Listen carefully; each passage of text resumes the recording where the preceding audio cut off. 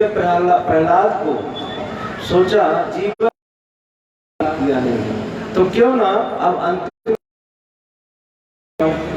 तो होलिका ने अपना चादर उड़ा दिया और स्वयं जल जल करके राख हो गई।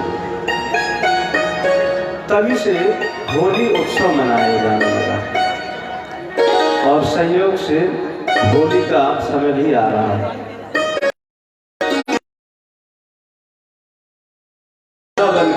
बड़ी गजब की होली होती है, जो लठमार होली होती है। आप लोग शायद कोई गया, होली में बड़ा आनंद आता है। हम तो एक बार थे होली में वृंदावन,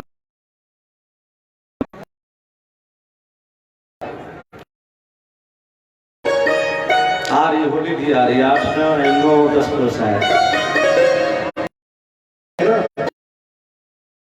मैं का नाम पे डाल गयो रे रंग होली, रंग होली में का नाम पे डाल गयो रे रंग होली में का नाम पे डाल गयो रे रंग होली,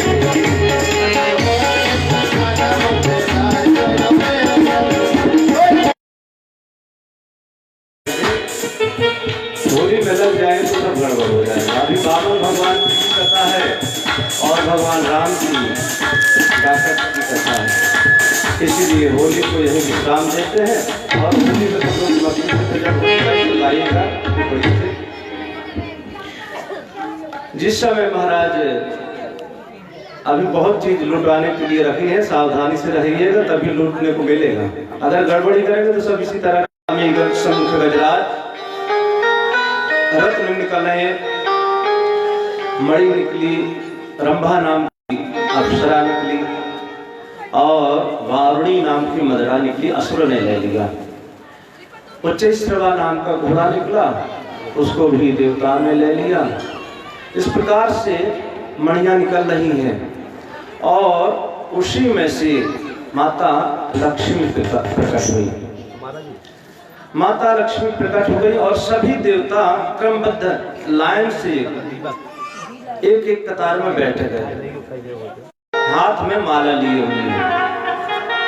आगे बढ़ी तो भगवान भोलेनाथ बैठे थे। माता लक्ष्मी ने सोचा ये तो बैरागी ठहरे, इनके गले में क्या माला डाला, कोई भरोसा नहीं कब समाधि लग जाए। और आगे चले तो दुर्वासा ऋषि बैठे थे। माता लक्ष्मी ने सोचा इनके क्रोध का कोई ठिकाना नहीं है। और आगे बढ़े तो मार्कंडे ऋषि बैठे, बोले ये भी ठीक नहीं है। इंद्र सीना तान के खड़े थे, बोले भाग जाते हैं अपनी गद्दी छोड़ करके। इस प्रकार से माता लक्ष्मी जा रही हैं और जब देखा आगे नारायण खड़े हुए सिर नीचे करके, माता लक्ष्मी ने सीधे गई और सीधे लक्ष्मी माता ने नारायण के गले में माला डाल दी। अभी तक नारायण अकेले थे, अब क्या हुए लक्ष्मी नारायण। बोली लक्ष्मी नारायण भगवान की जय हो। अभी तक नारायण अकेले थे और अब लक्ष्मी भी साथ हो गए, तो इसलिए इनका एक नाम हो गया लक्ष्मी नारायण। हलाहल नाम का विष निकला, सभी लोगों के पास गए, किसी ने उसको लिया नहीं। भगवान भोलेनाथ के पास गए, भगवान भोलेनाथ समाधि में बैठे हैं और समाधि में बैठे भोलेनाथ, सब लोग जगा रहे हैं, भगवान भोलेनाथ जग ही नहीं रहे हैं।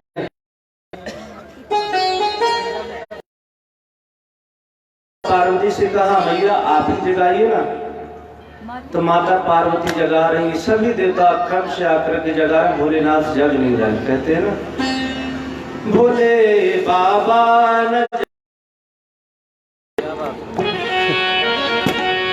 भोले बाबा न जागे जगाए हारी, भोले बाबा न जागे, भोले बाबा न जागे।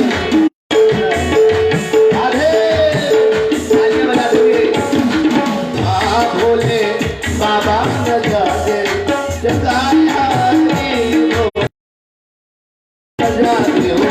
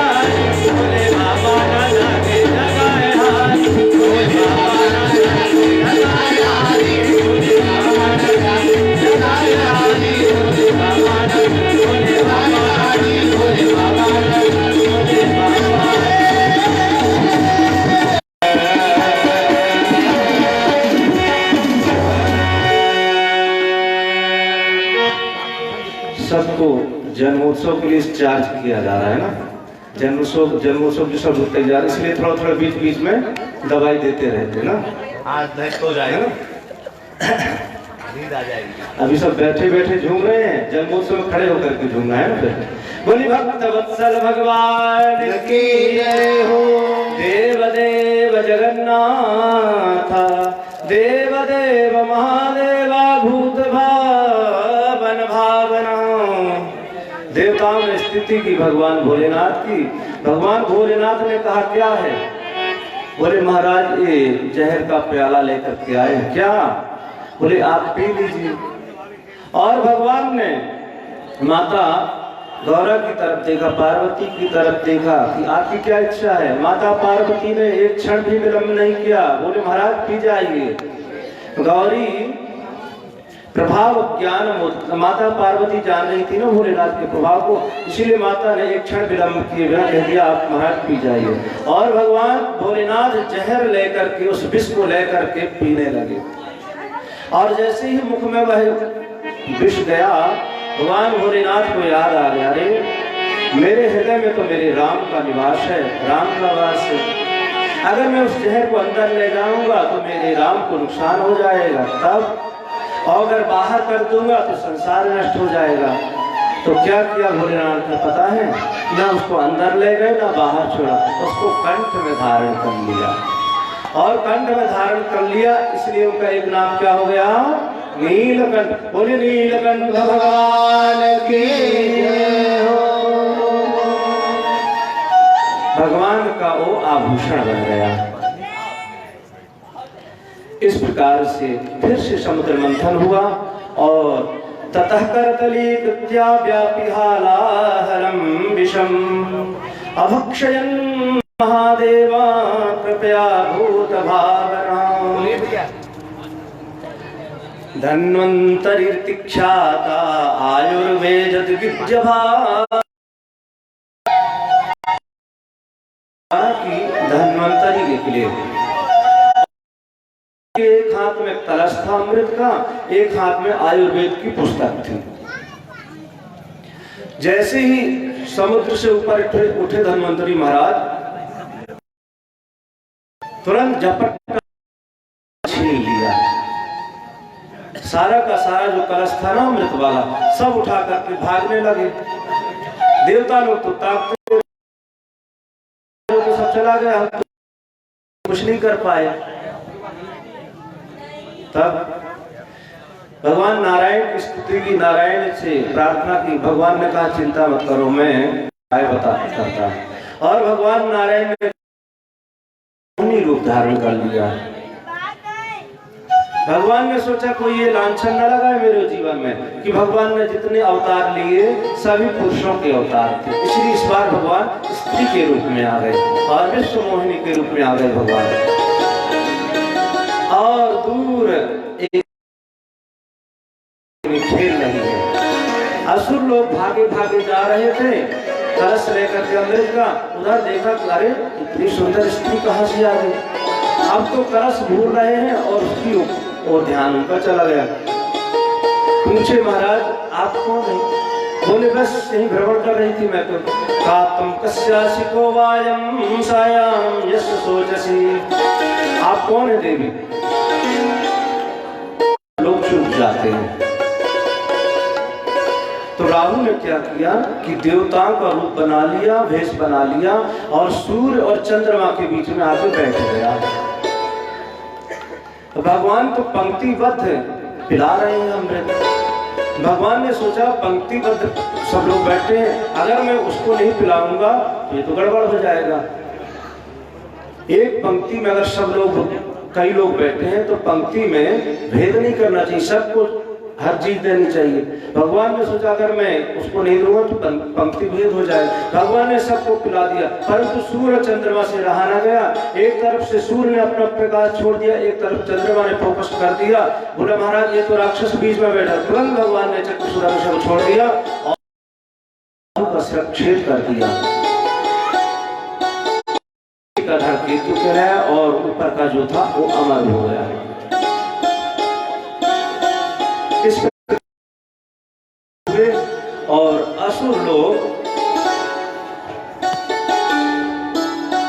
वंचित हो गए। असुरों ने कहा हमारे साथ छल हुआ है और भीषण संग्राम हो गया असुर और देवताओं में। महाराज बलि थे, बलि घायल हो गए और बलि को ले जाकर के महाराज शुक्राचार्य जी के पास गए। शुक्राचार्य जी ने अपनी अमृत संजीवनी विद्या से बलि को जीवित कर दिया। बलि जीवित हो गए और कहा महाराज अब यज्ञ करो। कौन सा यज्ञ? स्वर्ग विजय प्राप्त करने वाला यज्ञ। बलि आ रहे हैं और बलि ने यज्ञ किया। और इधर क्या हुआ कि एक दिन की बात है कि महाराज बृहस्पति गए स्वर्गलोक में। इंद्र ने उनकी अवहेलना कर दी, इंद्र ने उनका तिरस्कार कर दिया। बृहस्पति जी नाराज होकर वहां से आ गए और जैसे ही बृहस्पति ने त्याग दिया इंद्र को, स्वर्ग को, शुक्राचार्य ने कहा बलि से जाकर के आक्रमण कर दो स्वर्ग पर, क्योंकि देवताओं ने अपने गुरु को त्याग दिया है।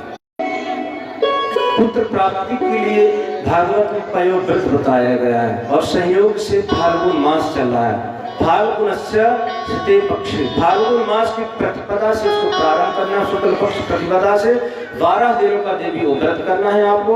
और उसमें क्या करना है? बोले पयोव्रत है, अर्थात उसमें पयः पान अर्थात दूध का पान करना है। और नमो भगवते वासुदेवाय द्वादशाक्षर मंत्र का जप करना है 12 दिन तक। और नियम से देवी आप उस व्रत को करेंगी तो जरूर भगवान नारायण आप यहाँ साक्षात प्रकट होंगे। माता अदिति उस व्रत को नियम से कर रही हैं। एक दिन भगवान नारायण आए और आशीर्वाद दिया। माता से कहा माँ आप मुझे प्राप्त करने के लिए व्रत करें, चिंता मत कीजिए, मैं जरूर आप यहाँ आऊँगा। और देखते देखते वो समय आ रहा है। श्रोणायाम श्रवणद्वादश्यां मुहूर्ते विदित प्रभु सर्वे नक्षत्र ताराद्या चक्रुस्तज्जन्म दक्षिणा। भाद्रपद महीना शुक्ल पक्ष द्वादशी तिथि और बिल्कुल वातावरण अनुकूल हो गया। मंदम मंदम जलधरा, सुगंधित वायु बहने लगी।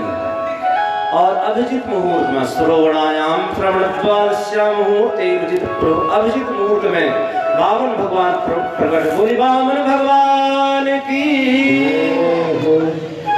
और वामन भगवान प्रकट हो गए। देखते देखते वामन अंगुल के हुए। माता अदिति बड़ी प्रसन्न हो गई। देवता लोग आए और तरह तरह के उनके संस्कार हुए। तम वटुं वामनं दृष्ट्वा मोदमाना महर्षयः कारयामास विधिवन् पुरस्कृत्य प्रजापतिम्।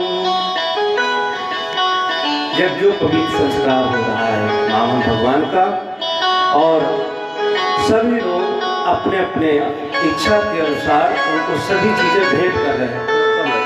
कम रखिए सभी लोग अपनी इच्छा के अनुसार उनको भेंट दे रहे हैं।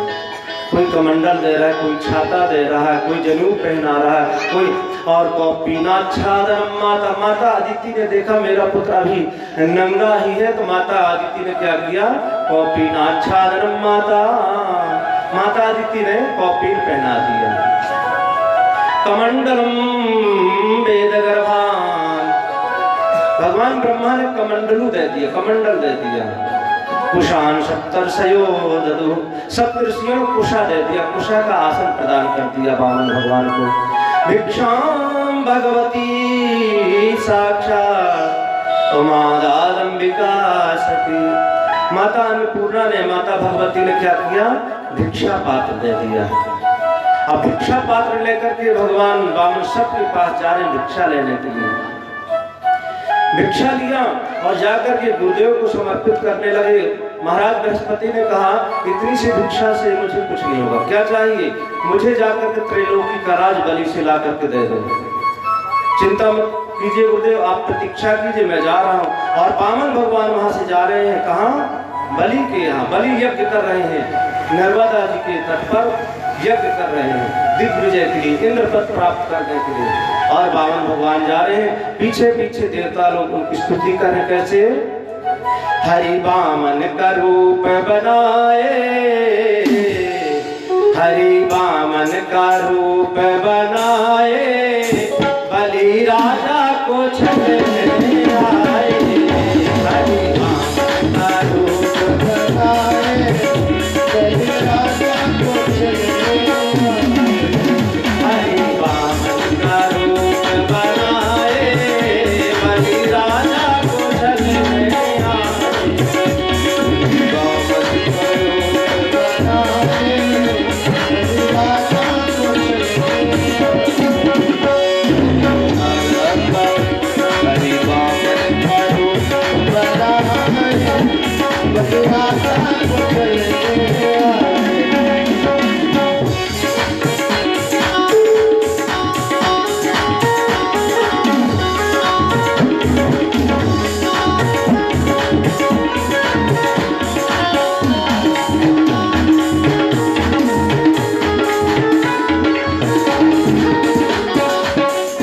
उनके नन्हे नन्हे हाथ, उनके नन्हे नन्हे पाँव, उनके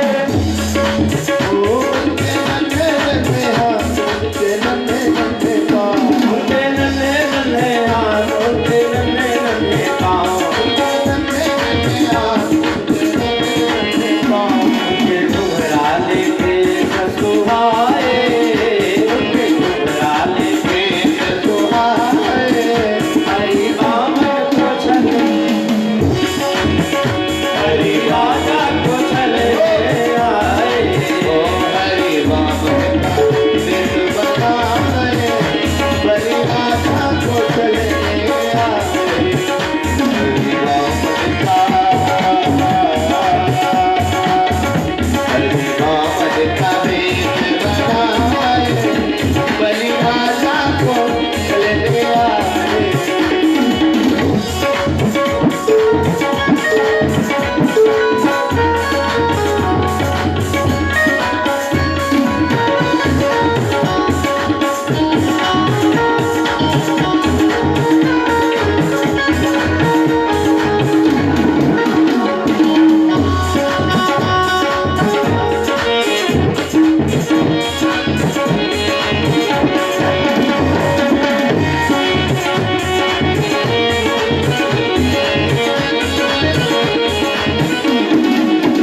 तिलक माथे सुहाए, सिर पे चोटी बढ़ाए, तिलक माथे सुहाए, सिर पे चोटी बढ़ाए, तिलक माथे सुहाए, सिर पे चोटी बढ़ाए, तिलक माथे सुहाए, सिर पे चोटी बढ़ाए। कानों में कुंडल सुहाए, कानों में कुंडल सुहाए, बलि राजा को छलने आए।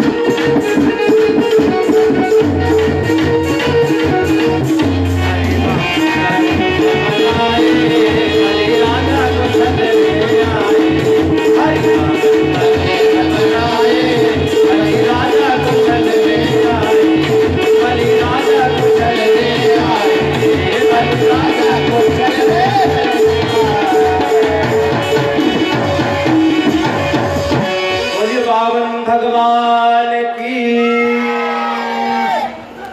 तो फूल नहीं लगता। फूल हाँ कोई बात नहीं, फूल भी लूट लो। बहुत चीज है लूटने के लिए। गुप्ता जी ने बहुत व्यवस्था की, सचिन और पुनीत लोगों ने बहुत सुंदर सुंदर व्यवस्था की लूटने के लिए। लूटेंगे, अभी समय आएगा। वामन भगवान जा रहे हैं, बलि यज्ञ कर रहे हैं और देखा बलि ने कि कौन चला रहा, मानो सूर्य भगवान ही मेरे यज्ञ में साक्षात आ रहे हैं क्या।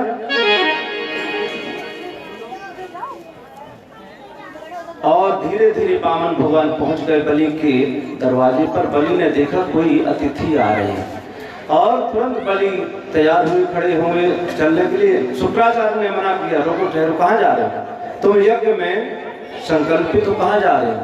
बोले महाराज देख रहे कोई अतिथि आ रहा है, उसका स्वागत करना चाहिए हमको।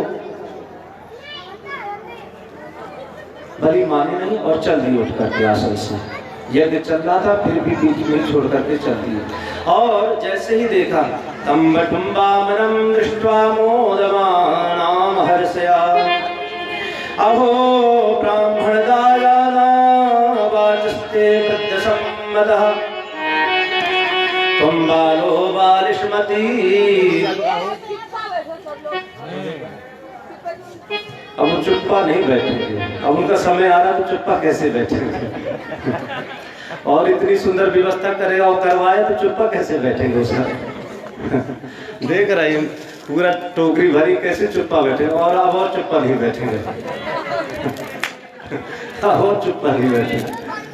बोली भक्तवत्सल भगवान की।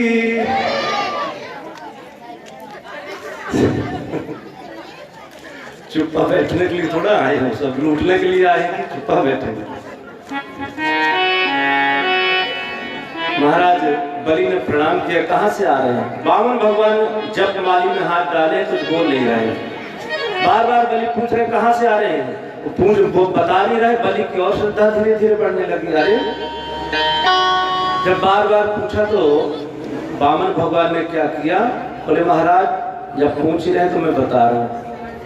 और कहा महाराज आपका स्वागत करना कोई बड़ी बात नहीं, आपके पूर्वज भी हुए, प्रहलाद हुए, विरोचन हुए और जाने जाने किन किन का नाम ले लिया, हिरण्यकश्यप, हिरण्यक। अब बलि ने सुना, अरे मेरे जो दादा परदादाओं का जो नाम ले रहे हैं, इसका मतलब बहुत कुछ ही जानते हैं, बहुत तपस्वी ब्राह्मण है। बलि ने कहा आइए क्या चाहिए आपको। मेरे दरवाजे पर कोई भी आता है खाली नहीं जाता है। वामन भगवान ने कहा हमको कुछ नहीं चाहिए। बलि ने कहा ना मेरे यहाँ आए हो तो कुछ ना कुछ तो आपको लेकर के जाना ही पड़ेगा। बार बार आग्रह कर रहे हैं बलि महाराज, वामन भगवान मना कर रहे। जब बार बार आग्रह किया तो वामन भगवान ने कहा अगर देना चाहते हो तो हमको 3 पग पृथ्वी दे दो। वामन भगवान ने जब इस प्रकार से कहा तो बलि को बड़ी जोर की हंसी आ गई कि देखो इस छोटे से बालक को थोड़ा भी नहीं लग रहा, 3 पग पृथ्वी मांग रहे हैं। वामन भगवान ने कहा एक बात और सुन लो, 3 पग पृथ्वी वो भी हमारे पैर से। वामन भगवान ने जब ऐसे कहा तो बलि को और जोर की हंसी आई। बोल बताओ इतना छोटा सा 52 अंगुल का बालक को कह रहा अपने पैर से नापेगा। बलि ने कहा मुझे बड़ा संकोच लग रहा है, लोग क्या कहेंगे कि राजा बलि के दरवाजे पर गया कोई ब्राह्मण और 3 पग पृथ्वी मांगी उसने, ले लीजिए आप जहां से आपको चाहिए। वामन भगवान ने कहा ना ऐसे कैसे ले ले, हमने ऐसे ले लिया, बाई चांस आगे चलते तुम्हारे पुत्र पौत्र आदि होंगे हमसे छीन लेंगे तो हम क्या कर पाएंगे। तो क्या करना होगा, बोले उसके पहले लिखा पढ़ी करो, पूरी रजिस्ट्री करो, तब हम मानेंगे। अर्थात संकल्प करो, उसका दान का संकल्प करोगे तभी हम स्वीकार करेंगे। वामन भगवान ने जब इस प्रकार से कहा, बलि ने कहा महाराज कैसी बात कर रहे हैं आप, 3 पग पृथ्वी के लिए कह रहे हैं, त्रैलोकी के राजा के पास आकर के कह रहे हैं संकल्प करके दूं। महाराज वामन ने कहा ना अगर देना चाहे तो 3 पग ही लेंगे और संकल्प से लेंगे। बार बार संकल्प का आग्रह कर रहे थे वामन भगवान। शुक्राचार्य दूर से खड़े देख रहे थे। शुक्राचार्य ने कहा कुछ ना कुछ गड़बड़ हो रही है यहाँ पे।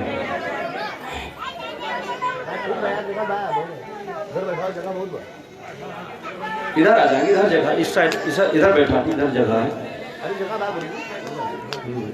इधर आ जाएंगे, कहीं भी बैठ जाए, उनको बैठा रहेंगे, अब व्यवस्था हो जाएगी। वो टेंशन। वामन भगवान जब इस प्रकार से कहते तो शुक्राचार्य ने सोचा ही है कौन आकर में, क्यों संकल्प की जिद कर रहा है। और शुक्राचार्य ने ध्यान लगाया, देखा अच्छा नारायण आए हैं बलि को छलने के लिए। तुरंत बलि का हाथ पकड़ा और कहा महाराज ए सवेरो चने साक्षात भगवान विष्णुरव्ययः कश्यपादित्यर्जातो देवानां कार्य साधकः। अरे बलि ये कोई साधारण व्यक्ति ने, ए सवेरो साक्षात विष्णुरव्यय, ये साक्षात नारायण साक्षात विष्णु है। और किस लिए आए? देवानाम कार्य साधका, देवताओं के कार्य को साधने के लिए आए। तुम उनको मना कर दो।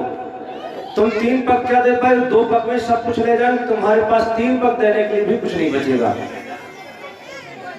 मना कर दो, हमको नहीं देना। बलि ने कहा गुरुदेव मैंने उनको देने का वचन दिया है और आप कह रहे हैं कि मैं मना कर दूं। अरे मना कर दो, नहीं देना है। शुक्राचार्य ने कहा कि कुछ ऐसी जगह है जहां झूठ बोलने से दोष नहीं लगता है। कौन कौन सी जगह है? बोले स्त्री सुनर में विवाहे जा वृत्यर्थे प्राण संकटे तुजुगवाम हिंसायाम नृत्यम जुगुप्सुतम। स्त्री सुनर में विवाहे जा, स्त्रियों से अगर शुक्राचार्य कह रहे हैं अगर स्त्रियों से झूठ बोलना पड़ जाए किसी बात के लिए तो झूठ बोलने में दोष नहीं है। स्त्री सु नर विवाहिता, किसी कन्या का विवाह नहीं हो रहा है, अगर हमारे थोड़े से झूठ बोलने से उस कन्या का विवाह हो जा रहा है तो झूठ बोलने में दोष नहीं है। वृत्यर्थे प्राण संकटे, किसी की आजीविका खतरे पर हो और आजीविका पर किसी प्रकार का संकट हो, अगर हमारे झूठ बोलने से उस व्यक्ति की आजीविका बच जाए तो झूठ बोलने में दोष नहीं है। स्त्री सुनर में विवाहे जा वृत्यर्थे प्राण संकटे, किसी का प्राण संकट हो, कोई व्यक्ति प्राण संकट में हो, मान लीजिए कोई कसाई गाय को लेके जा रहा है और हम वहीं पर खड़े हैं, हमने देख लिया कि गाय इधर जा रही है और गाय उस कसाई से छूट करके भाग गई दूर। हमने देख लिया कि गाय उधर भाग गई है। पीछे से कसाई आए, पूछा महाराज आपने यहाँ से किसी गाय को देखा जाती हुई? अगर हमने कह दिया कि ना इधर से नहीं इधर गई है तो उसमें दोष नहीं लगेगा। वृत्यर्थे प्राण संकटे, किसी के प्राण संकट में हो तो झूठ बोलने से दोष नहीं लगता। गौ ब्राह्मणार्थे हिंसायाम, इस प्रकार से शुक्राचार्य कहते हैं इसीलिए मना कर दो कि हमको कुछ नहीं देना। बलि ने कहा महाराज मेरे दोनों हाथों में लड्डू हैं, एक तरफ नारायण है और एक तरफ मेरा राज है। मान लीजिए ये नारायण है तो अगर इन्होंने ले लिया तो सब तो इन्हीं का दिया हुआ, और अगर ये मान लीजिए कोई माया भी है तो मेरे धनुष बाण से बचेंगे। और साधारण ब्राह्मण है तो ये 3 पग से ज्यादा लेगा नहीं, 3 पग में कितना लेगा? मुझे आप मत रोकिए। शुक्राचार्य ने तिरस्कार कर दिया बलि का और बलि ने किसी प्रकार की कोई बात नहीं मानी शुक्राचार्य की। बलि वहां से चले गए और शुक्राचार्य जैसे ही गए कि बलि ने जल लिया। वामन भगवान ने कहा जल लो, और जैसे ही जल लिया बलि ने शुक्राचार्य से अभी भी नहीं रह गया और शुक्राचार्य ने क्या किया कि जो कमंडल था ना, कमंडल की टोटी में जाकर के प्रवेश कर गए। अब वामन भगवान जल लेकर के गिरा रहे हैं, हाथ में जल गिर नहीं रहा है। बलि ने कहा महाराज जल क्यों नहीं गिर रहा? वामन भगवान ने कहा मुझे पता क्यों नहीं जल गिर रहा है, अभी तो आप ही बताता है। और एक कुश लिया और कुश लेकर के उस टोटी में छेद कर दिया और शुक्राचार्य की एक आंख नमो नारायण शुक्राचार्य रोते रोते भागते दौड़ते दौड़ते वहां से चले गए और बलि ने संकल्प कर दिया। वामन भगवान ने कहा, संकल्प किया, अब चरण धो, और चरण धोया, बोले चलो अब प्रणाम करो। और जैसे ही बलि ने प्रणाम किया वामन भगवान को, वामन भगवान ने धीरे धीरे धीरे धीरे धीरे पैर अपना चरण उठाना प्रारंभ कर दिया और उठाते जाकर ब्रह्मांड में जाकर के टकराया पैर और ब्रह्मांड का भेदन कर दिया। वहां से एक जल धार निकली, ब्रह्मा जी ने चरण धोया और उस जल को अपने कमंडल में लिया। कालांतर में वही गंगा जी के रूप में कालांतर में प्रकट हुई। एक पैर से ब्रह्मांड को नाप लिया, तो दूसरे पैर से त्रैलोकी को नाप लिया। वामन भगवान ने कहा, बताओ तीसरा पैर कहाँ है? तुमने वचन दिया था कि 3 पैर दान करूंगा, हमने 2 पैर में सब कुछ नाप लिया, तीसरा पैर कहाँ रखा बताओ जल्दी, नहीं दोगे तो तुमको दोष लगेगा। बलि बड़े धर्म संकट में पड़ गए कि वचन दिया है,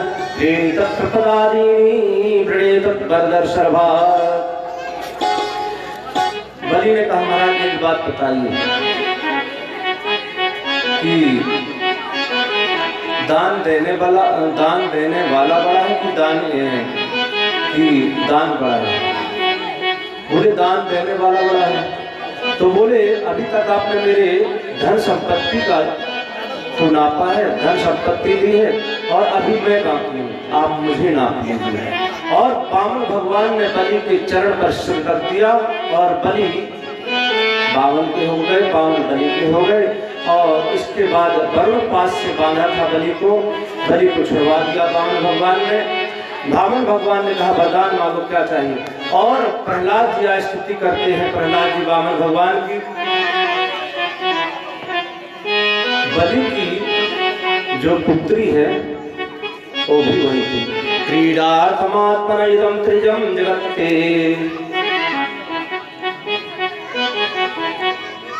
बलि की पत्नी विंध्याबली वो भी आई।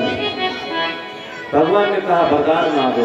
बलि की पत्नी ने कहा, बोले बलि प्रिया से वामन तू वर मांग, अति प्रसन्न हम भक्ति से तिहारी हैं।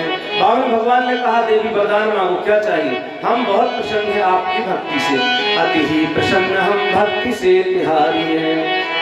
तो वामन से बलि की पत्नी ने क्या कहा पता है? बोली दानवेंद्र प्रिया सुनहु हो रमाना, दान देवे को कहाँ तुम कहाँ अधिकारी हो। अरे तुम दान देने के लिए लायक कहाँ रहे? तुम तो स्वयं दान देने लायक तुम नहीं, तुम तो दान लेने आए हो ना।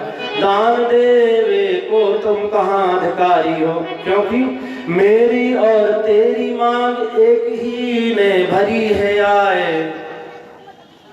तुम्हारी भी इच्छा एक ही व्यक्ति ने किया है, हमारी भी मांग उसी ने भरा है। बलि की पत्नी बोल रही है, तेरी और मेरी मांग एक ही ने भरी है आए, तो पे हमारी भाग तुमसे अधिकारी है, फिर भी तुमसे मेरा भाग बड़ा है। क्यों? मैं तो विराजू बाम भाग बाके। बलि की पत्नी कहती है, मेरी भाग तुमसे बड़ी है, क्योंकि मैं उसके बाम भाग में विराज, मैं तो विराजू बाम भाग उसके। बोली जाके रमानाथ तुम द्वार के भिखारी हो, तुमसे क्या मांगना, तुम तो स्वयं भिखारी बन के आए हो। और इस प्रकार से वामन ने बलि से कहा, तुमको क्या चाहिए? बलि ने कहा, क्या अब क्या मांगना है? बलि से वामन भगवान ने कहा कि तुमको राजा तो बनना, इंद्र बनोगे, कि इस बार नहीं अगले अवतार में तुम इंद्र बनोगे। अभी जाकर के तुम रसातल में अतल लोक में चले जाओ और वहां पाताल में रहकर तुम राज करो। बलि ने कहा, एक ही इच्छा है, क्या? जब भी तुम आपके दर्शन कर लेना, अर्थात जब भी आप उठोगे तो हमारे दर्शन करने का मतलब कि हम आपके यहाँ द्वारपाल बन के चले। बोले मैंने तो नहीं कहा कि आप द्वारपाल बन जाइए, मैं चाहता हूँ कि मैं आपके हमेशा दर्शन करूँ। तो एक रूप से वामन भगवान इंद्र के साथ चले गए, उपेंद्र नाम पड़ा, और एक रूप से वामन भगवान के साथ पाताल लोक में चले गए। इधर बलि भगवान की सेवा कर रहे हैं वामन भगवान की। बहुत समय बीत गया, माता लक्ष्मी ने देखा कि मेरे प्रभु कहाँ गए, आए नहीं अभी तक। पता चला कि बलि के यहाँ वामन के रूप में रह रहे हैं। तो माता लक्ष्मी चली गई बलि के यहाँ, बलि के यहाँ रहने लगी, बलि की सेवा करने लगी। एक दिन की बात है कि बलि ने कहा, बहन तुम क्यों उदास हो, क्या चाहिए तुमको? तो माता लक्ष्मी ने सिर नीचे करके बोला, जो आपके यहाँ दरवाजे पर है ना, उन्हीं को मुझे दे दो। क्या बात करती, तुम बलि की बहन हो और उनको मांग रही हो, द्वारपाल से सब विवाह करोगी? बोले ना, वही तो मेरे स्वामी हैं। और लक्ष्मी माता ने कलावा बांध दिया, बलि ने वामन भगवान को समर्पित कर दिया लक्ष्मी को। लक्ष्मी माता बलि की यहाँ से आ गई वामन भगवान को लेकर के, नारायण को लेकर के। बोले भक्त वत्सल भगवान की जय, लक्ष्मी नारायण भगवान की जय हो, त्रैलोक्य विजयी भगवान की जय हो।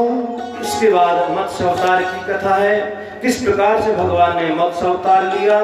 और इसके बाद फिर अम्बरीश की कथा है। महाराज मनु के 10 पुत्र हुए, शुद्दुम्न आदि हुए, और 10 पुत्रों में एक नाभाग हुए, नाभाग के नभग हुए, और नभग के महाराज अम्बरीश हुए। अम्बरीश एकादशी व्रत करते थे, और एकादशी व्रत बड़ी निष्ठा से करते थे। एकादशी व्रत किया, उनको पारण करना था द्वादशी में, और कुछ ही समय तक द्वादशी थी। समय बीत रहा था, संयोग से उसी समय दुर्वासा ऋषि आ गए। दुर्वासा जी ने कहा, हम आपके यहाँ प्रसाद पाएंगे। अब तो अम्बरीश महाराज धर्म संकट में पड़ गए। दुर्वासा जी स्नान करने के चले गए। समय बीत रहा था, सोचे अम्बरीश की क्या किया जाए, ब्राह्मणों को बुलाए, द्वारों को बुलाए कि क्या करना चाहिए। बोले महाराज एक काम है कीजिए। क्या? बोले चरणोदक लेने से दोष नहीं लगता, पारण भी हो जाएगा। तुलसीदक चरणोदक भगवान का ले लेंगे तो पारण भी हो जाएगा और दोष भी नहीं लगेगा।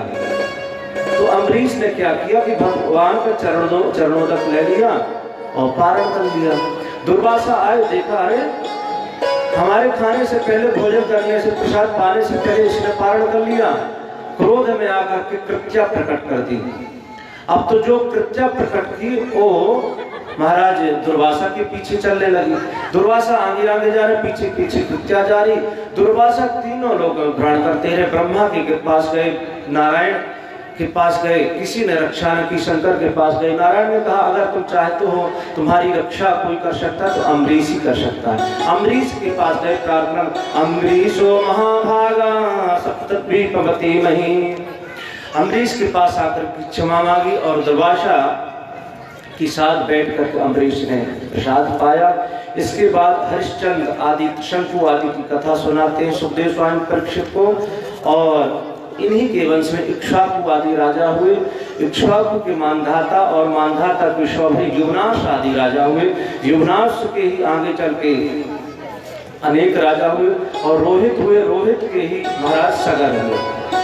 सगर के 60,000 पुत्र हुए और एक पत्नी से असमंजस हुआ। 60,000 पुत्र थोड़ा बदमाशी करते थे। एक बार यज्ञ किया महाराज सगर में और उस यज्ञ को इंद्र चुरा करके ले गए। इंद्र चुरा करके ले गए। सगर के 60,000 पुत्र खोज रहे हैं उस यज्ञ के घोड़े को। खोजते खोजते चले गए तो गंगा सागर में गए जहां पर कपिल जी का आश्रम था। उस घोड़े को इंद्र ने जाकर के वहां बांध दिया। इंद्र ने वहां जाकर फिर उस घोड़े को बांध दिया। सगर के पुत्रों ने देखा अच्छा तो यही चोर है और जाकर के अनाप शनाप बकने लगे। क्या क्या बोल दिया। महाराज कपिल ने जैसे अपने नेत्रों को खोला, आंखों को खोला कि सारे के सारे पुत्र जल करके राख हो गए। देखते देखते सभी पुत्र जल करके राख हो गए। असमंजस खोजते खोजते गए, पता चला कि सारे के सारे पुत्र राख हो गए। कपिल महाराज ने कहा अगर इनके शरीर से, इनकी राख से गंगा का स्पर्श हो जाएगा तो इनकी मुक्ति हो जाएगी। तो गंगा की तपस्या किया असमंजस ने, कई राजा अंशुमान ने तपस्या की और कोई गंगा को नहीं ला सका। तो इन्हीं के वंश में एक राजा हुए भगीरथ। भगीरथ ने घोर तपस्या की गंगा माता की और गंगा माता प्रकट हुई। और गंगा माता ने कहा मैं प्रकट तो हो रही हूँ परंतु मुझे धारण कौन करेगा? मेरा इतना वेग तेज रहेगा कि अगर मुझे कोई धारण नहीं करेगा, रोकेगा नहीं तो मैं सीधे पृथ्वी को तोड़ करके फोड़ करके रसातल में चली जाऊंगी। तो क्या किया जाए? कौन आपको धारण करेगा? बोले शंकर भगवान मुझे धारण कर सकते हैं। भगीरथ ने भगवान भोलेनाथ की तपस्या की, शंकर भगवान की तपस्या की। शंकर भगवान ने कहा चिंता मत करो, बोलो गंगा को नीचे आए। और गंगा माता नीचे प्रकट हुई और शंकर भगवान ने अपनी जटाओं को खोल लिया। सारा का सारा गंगा का जो जल था, गंगा जी समाहित हो गई जटाओं में। अब गंगा जी उसी जटाओं में भ्रमण कर रही हैं। भगवान शंकर ने कहा बड़ा अभिमान था तुमको कि मेरे वेद को धारण कौन करेगा? अब निकलो, कहां से निकलोगी? भगीरथ ने प्रणाम किया भोलेनाथ को, भगवान आप तो मुक्त कर दीजिए। तो भगवान भोलेनाथ ने एक जटा को लिया और निचोड़ दिया। गंगा माता चल रही है, आगे आगे जो भगीरथ का रथ चल रहा है, पीछे पीछे गंगा माता जा रही है। कई देशों पर्वतों को पार करते हुए गंगा माता आई और धीरे धीरे धीरे आगे बढ़ी। एक जगह गई तो एक ऋषि का आश्रम था, नाम था उनका जन्मू। जन्मू ऋषि थे और उनका आश्रम भी बहाते जा रही थी गंगा माता। जन्मू ऋषि ने देखा रे मेरा आश्रम बह रहा है, तो जन्मू ऋषि ने हाथ लगाया और सारा का सारा जलपान कर दिया। पीछे मुड़ करके देखा भगीरथ ने गंगा माता कहाँ गई, आश्चर्य में पड़ गए। पूछा महाराज कहाँ गए? बोले हमको बहुत जोर की प्यास लगी थी, हमने सारा का सारा जल पी लिया। अब क्या किया जाए महाराज, कुछ कीजिए। तो जन्मू ऋषि ने क्या किया, अब मुख से निकाल देंगे तो जूठी कहलाएंगे। तो कहते हैं जन्मू ऋषि ने अपनी जंघा को फाड़ करके प्रकट किया है और गंगा माता चल रही है, इसलिए उनका एक नाम जाह्नवी पड़ा है। भगवान शंकर की जटा से निकली एक नाम उनका जटा शंकरी पड़ा है। भगीरथ लेकर के आए थे इसलिए उनका एक नाम भागीरथी पड़ा है। गंगा माता चल रही, पीछे पीछे आगे आगे भगीरथ गए और गंगा माता का जैसे स्पर्श हुआ उस राख से सारे के सारे सागर के पुत्र मुक्त हो गए और गंगा माता गंगा सागर में जाकर के मिल गई। बोली गंगा मैया की जय हो।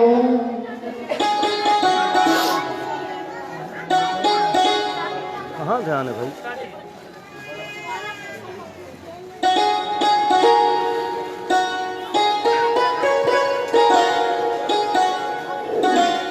और इसके बाद फिर खट्वांगा दीर्घवाहुश्चा प्रभुस्तस्मात् प्रतुस्रवः अजस्ततो महाराजा तस्मात् दशरथो भवत्।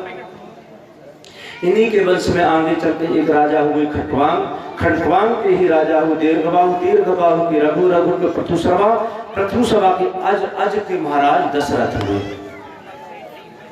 और दशरथ महाराज के यहाँ कोई बालक नहीं है, तीन तीन रानियां हैं। एक दिन की बात है कि अरुंधति माता अपने बालक को लेकर के आ गई दशरथ के यहाँ और धीरे से चुटकी काटती माता अरुंधति ने बालक रोने लगा।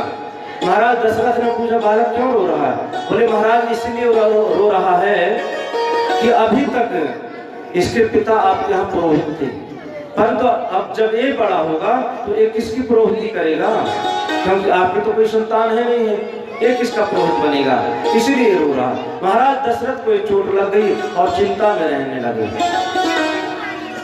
तुरंत वशिष्ठ जी के पास गए। वशिष्ठ जी ने बताई, यज्ञ की रचना बताई और यज्ञ किया। यज्ञ से चरु लेकर के यज्ञ नारायण प्रकट हुए, अग्नि नारायण प्रकट हुए और उस चरु को तीनों रानियों को क्रमशः दे दिया। कौशल्या को, कैकेयी को और सुमित्रा को, तीनों रानियों को दे दिया। कहते हैं जो सुमित्रा का भाग था ना, उसको कोई पक्षी उठा करके उड़ गया, ले गया। सुमित्रा का जो भाग था कोई पक्षी लेकर के उड़ गया। अब माता सुमित्रा उदास हो गई, बोली मेरी तो कोई संतान होगी नहीं। तो क्या हुआ, कौशल्या ने अपना आधा भाग दे दिया। कैकेयी ने कहा चलो मैं भी दे देती हूँ, तो कैकेयी ने भी अपना आधा भाग दे दिया। तो दो लोगों ने थोड़ा थोड़ा अपना अपना भाग दिया, दो भाग हो गए। सुमित्रा माता ने दोनों भाग का पान कर लिया। तो सुमित्रा माता ने कहा मैं आपको वचन देती हूँ, मेरे अगर दो बालक होंगे तो मैं दोनों को आपकी सेवा में लगा दूंगी।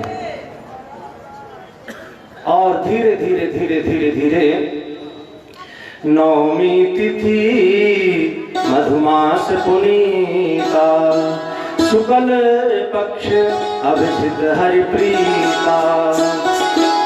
सारी की सारी तिथियां आ गई, वहां पर क्रम से खड़ी हो गई। प्रतिपदा आ गई, द्वितीया तृतीया चतुर्थी पंचमी, सब हाथ जोड़ करके खड़ी हूं, कह रही भगवान प्रभु हमको स्वीकार कीजिए। भगवान ने कहा प्रतिपदा को तुम्हारा अलग, द्वितीया को कहा तुम यज्ञ द्वितीया, तृतीया को कहा तुम अक्षय तृतीया हो, चतुर्थी को कहा तुम गणेश चतुर्थी, पंचमी को तुम ऋषि पंचमी, सप्तमी अचला शक्ति अष्टमी तुम स्वयं अपने में तुम्हारी महिमा है। नौमी उदास खड़ी थी। भगवान ने कहा तुम क्यों उदास हो देवी? नवमी तिथि मधुमास पुनीता, नवमी तिथि मधुमास पुनीता, शुक्ल पक्ष अभिषिक्त हरिप्रीता। नवमी तिथि मधुमास पुनीता, मध्य दिवस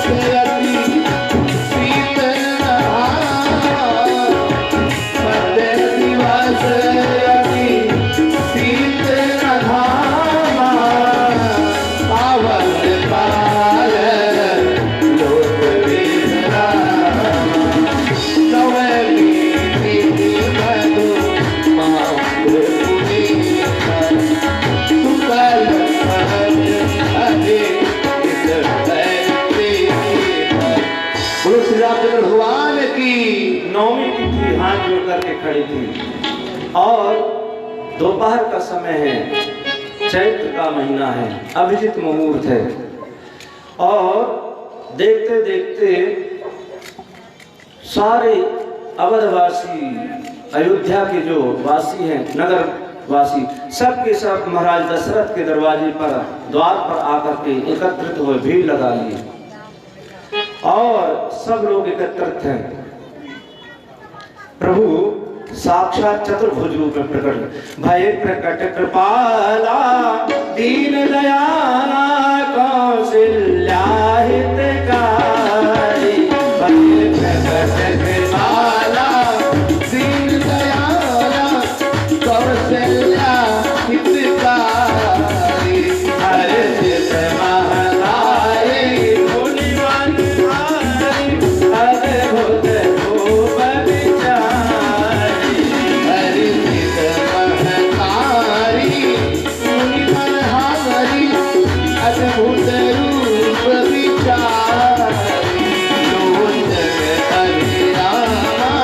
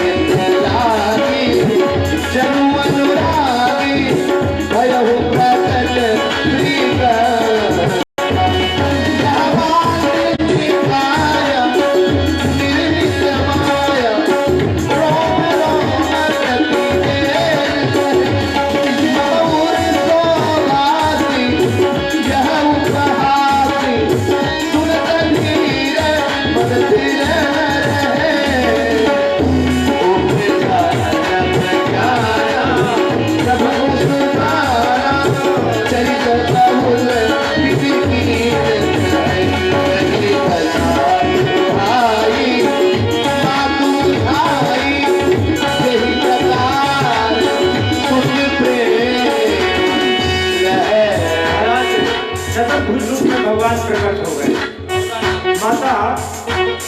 माता ने कहा महाराज आपको मैंने बालक के रूप में कहा था और आप चतुर्भुज रूप में आ गए। ये तो बालक है, ये तो पिता का रूप है, तो क्या करना है? बोले इस रूप को आपको त्यागना होगा। तो क्या करना पड़ेगा? बोले आप जो 4 भुजाएं इनको छोड़ दिए, हटा दीजिए। तब क्या हुआ? माता बोली बोली सोमति डोली कजमुनाथ यरो कीजे विधुलीला सप्रिय लीला यह सुख परमयनो कौशल्या बोली, कौशल्या माता कौशल्या माता कह रही है इस रूप को आपको छोड़ना पड़ेगा। तो क्या करना पड़ेगा? बोले की जय सुशीला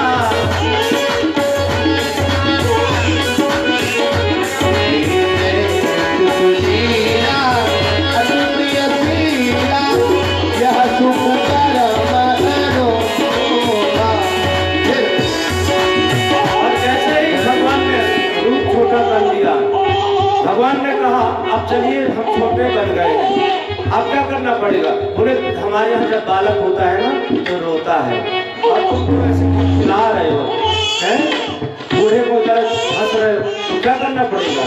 बोले छोटी बचन सुजाना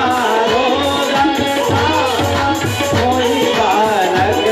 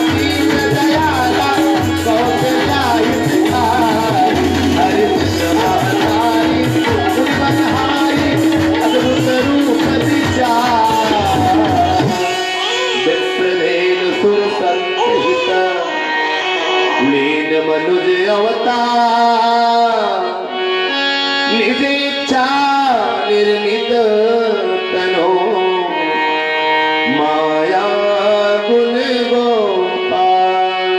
इस प्रकार से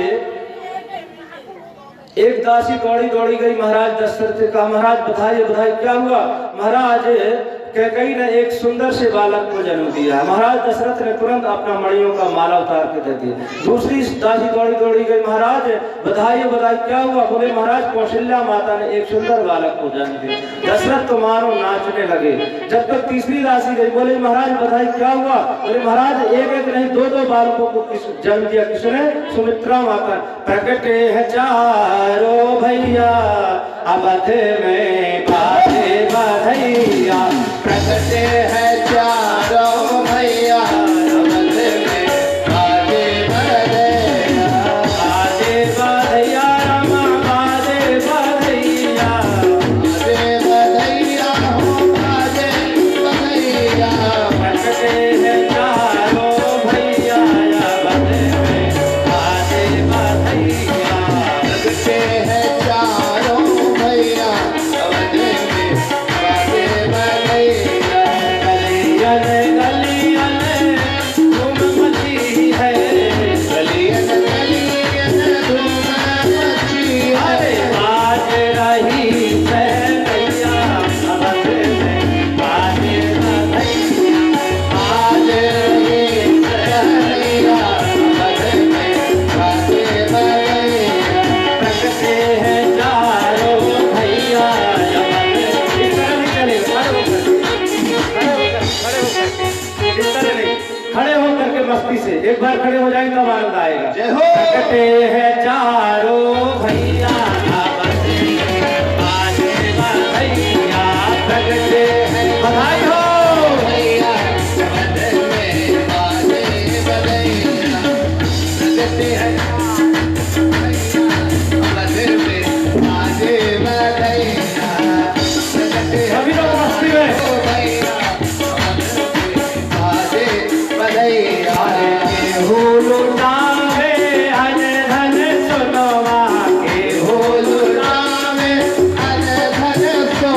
अरे ये हो लौटावे रुपैया अवध में बाजे बधैया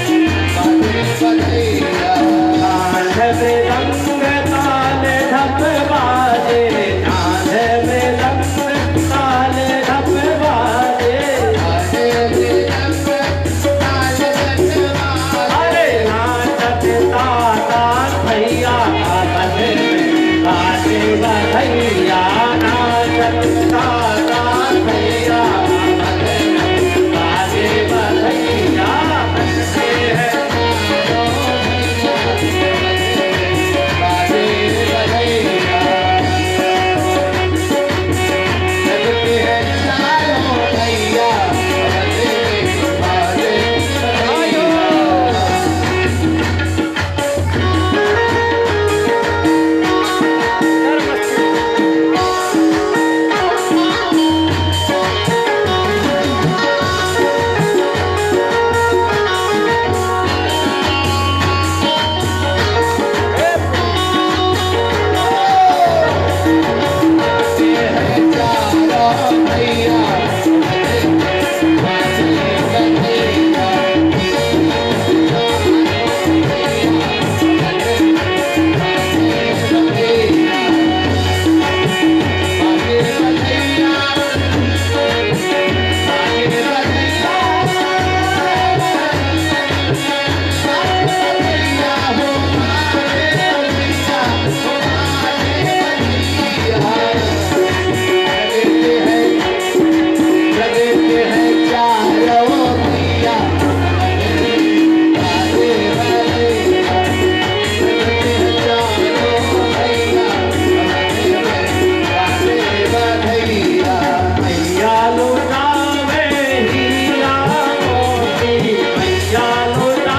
बाजे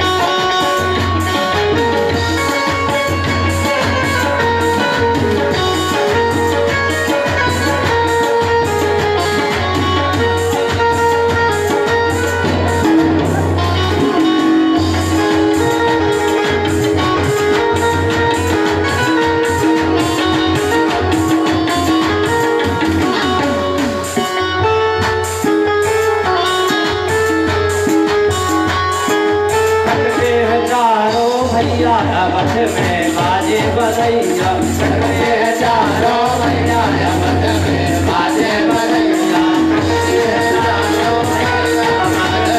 बाजे बधैया चारों भैया मत में बाजे बधैया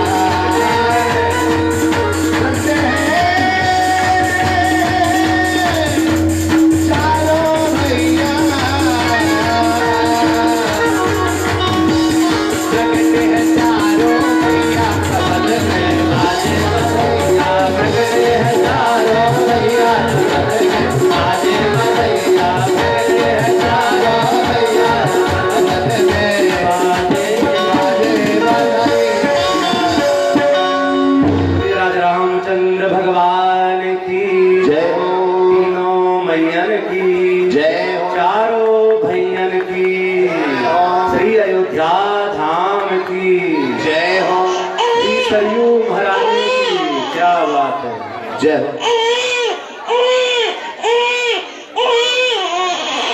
आ गए कन्हैया जी भी आ गए।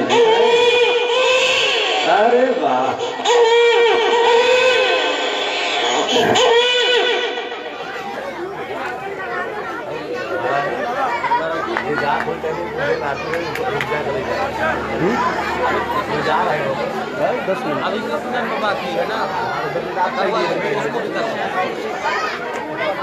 इस प्रकार से धीरे धीरे बड़े नामकरण हुआ। चारों भाइयों का नामकरण किया वशिष्ठ जी ने, और नामकरण के बाद फिर सूर्य दर्शन करने के लिए आए। मास दिवस कर दिवस था मरम न जाने कोई। और इसके बाद फिर महाराज धीरे धीरे गुरुकुल। आप लोग थोड़ा सा शांति का परिचय दें, बहुत शोरगुल न मचाएं। आप लोग शांति का परिचय दें। अभी देखिए भगवान राम जी का जन्मोत्सव हुआ है, प्रकोत्सव। इसके बाद हमारे आज जो प्रमुख कथा है, आजन माँ के जन्म की पावन कथा, बाल कृष्ण लाल जी, कन्हैया लाल जी का अवतार होने वाला है कुछ ही क्षणों में। इसके तत्पश्चात सुंदर झांकी आप लोगों के समक्ष दिखाई जाएगी। इसलिए अब शांति बना करके सभी लोग क्रमबद्ध तरीके से बैठ जाएं और 5 से 10 मिनट में कृष्ण जन्म की सुंदर मार्मिक कथा सुन करके हमारे व्यास जी के मुखारबिंद से अपने जीवन को कृतार्थ करें। इसके बाद झांकी, झांकी के बाद आरती, आरती के बाद प्रसाद, प्रसाद के बाद अपने घर को प्रस्थान। जय श्री राम। गुरुकुल रह गए भगवान, और कुछ ही समय में सारी की सारी विद्याएं प्राप्त करने प्रभु कम रची है। सारी की सारी विद्याएं प्राप्त करने गुरुकुल में जाकर के, और फिर आ गए इधर महाराज बक्सर बिहार में। गाधी तने मन चिंता व्यापी, हरि बिनु मरहि ना निश्चर पापी।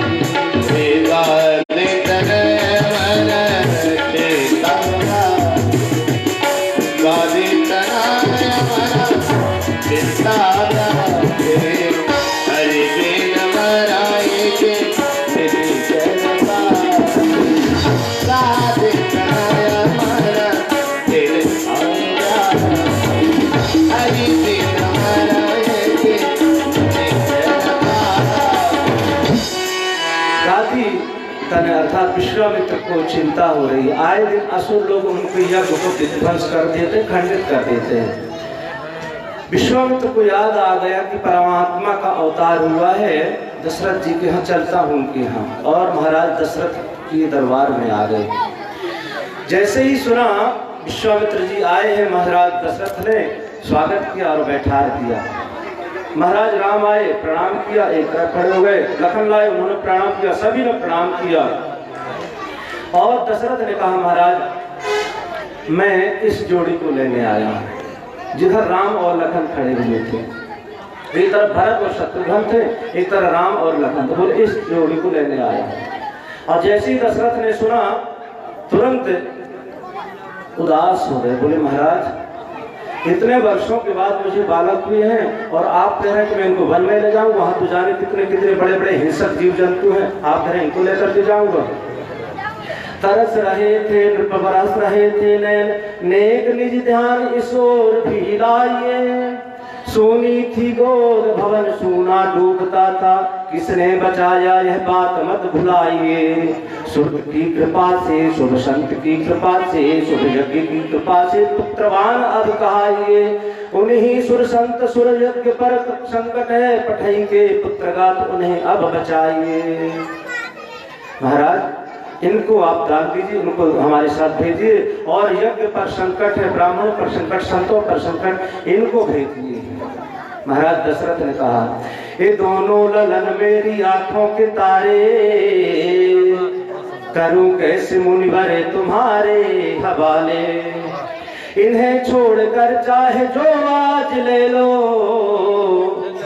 मेरी ताज ले लो, मेरी राज ले लो, लेकिन मगर जिंदगी के सहारे न मांगो, मगर जिंदगी के सहारे न मांगो। लखन राम मुनिवर हमारे, मगर जिंदगी के सहारे न मांगो। लखन राम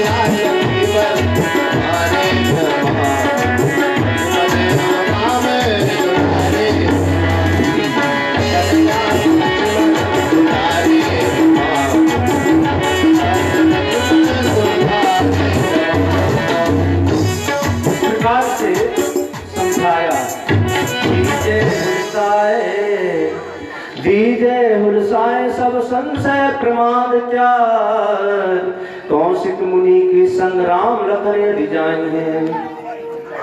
विश्वामित्र कहते हैं दीजे हुलसाए सब संशय प्रमाद त्याग, कौशिक मुनि के संग यदि राम लखन जाई हैं। मेरी कला विद्या में पारंगत भई है। और क्या होगा? मेरी कला विद्या में पारंगत, कला अति बला पुनि विद्या ये पाई है। बला और अति बला ये विद्या पाएंगे तो क्या होगा? भूख नहीं, प्यास नहीं, कबहू उदास नहीं। उस विद्या का क्या प्रभाव होगा? बोले भूख नहीं लगेगी और प्यास नहीं लगेगी, क्योंकि आगे इनको बहुत से काम करने हैं ना। इसलिए मैं इनको ऐसा वरदान दूंगा कि इनको भूख प्यास नहीं लगेगी। भूख नहीं, प्यास नहीं, कबहू उदास नहीं। और दिन दिन अधिकाई कल तेज अधिकाई है, नारायण जुगल जाए ना दो जाएंगे। नारायण जुगल जाए आई है चतुर हो के, और चार अगर जाए तो आठ हो के आएंगे। चार अगर जाए तो आठ हो के आएंगे। तब वशिष्ठ मुनि बहुविध समझावा, चित संदेह मास उर्जावा। समझाया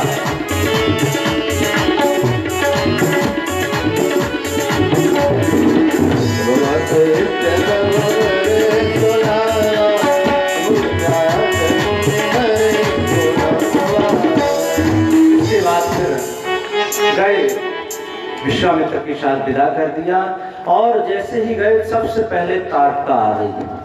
भगवान ने सोचा ये क्या हो गया, ताटका का कर दिया और आगे बढ़े तो एक सुनसान आश्रम पड़ा। वहां पक्षी भी नहीं थे, पक्षियों का कलरव भी नहीं हो रहा था, बिल्कुल सुनसान जगह थी। एक स्त्री की मूर्ति को देखा राम जी ने। राम जी ने कहा भगवान गुरुदेव ये किस देवी की मूर्ति है? विश्वामित्र ने समझाया, बताया कि ये गौतम ऋषि की नारी है, नाम था अहिल्या। थोड़ा सा इससे अपराध हो गया, ऋषि ने श्राप दे दिया, तब से पत्थर की बन करके रह रही है। और आज संयोग से आप आए हैं राजन, तो आप इनके चरणों को स्पर्श कर दी, ये पवित्र हो जाएगी, ये अपने स्वरूप को प्राप्त कर जाएगी। भगवान राम ने बार बार मना किया, परंतु विश्वामित्र अनेक उदाहरणों के साथ समझाया। तो परिषद पद पावन शोक न सावन प्रकट भई तब पूज गई। परिषद पद पावन शोक न सावन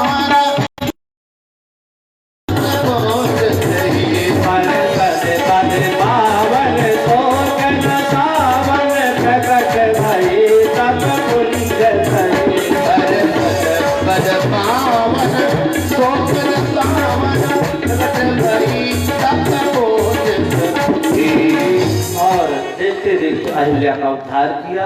और जनकपुर में खबर मिल गई, जनकपुर से खबर आ गई धनुष यज्ञ हो रहा है जनकपुर में। विश्वामित्र को निमंत्रण आया कि आप भी आए। विश्वामित्र दोनों राजकुमार को लेकर जा रहे हैं। और जैसे ही जनकपुर के लोगों को खबर मिली कि दो दो सुंदर बालिकाएं हैं, तो क्या कर रही हैं? सखी महाराज राम ने कहा विश्वामित्र जी गुरुदेव लखन लाल थोड़ा सा नगर देखना चाहते हैं, यहाँ के लोगों को, यहाँ क्या कैसी व्यवस्था है। विश्वामित्र ने कहा अवश्य जाओ राम। तो राम और लखन जा रहे हैं, जनकपुर की गलियों में भ्रमण कर रहे हैं। और सखियां देख देख करके क्या कह रही? सखी गली गली घूमे लेना अवध के किशोर। सखी गली गली घूमे लेना अवध के किशोर। इनके देखे खातिर तेरा में मानस बाटे हो। इनके देखे खातिर में तेरा में बाटे हो। विधि ना से मांग रही है तीनों पर जो हमको सखियां कह रही है हे विधाता हम तुमसे एक ही प्रार्थना करते हैं, हमको विधि ना से मांग रही है तीनों पर जो शिव धनु मत को हे सावर को शिव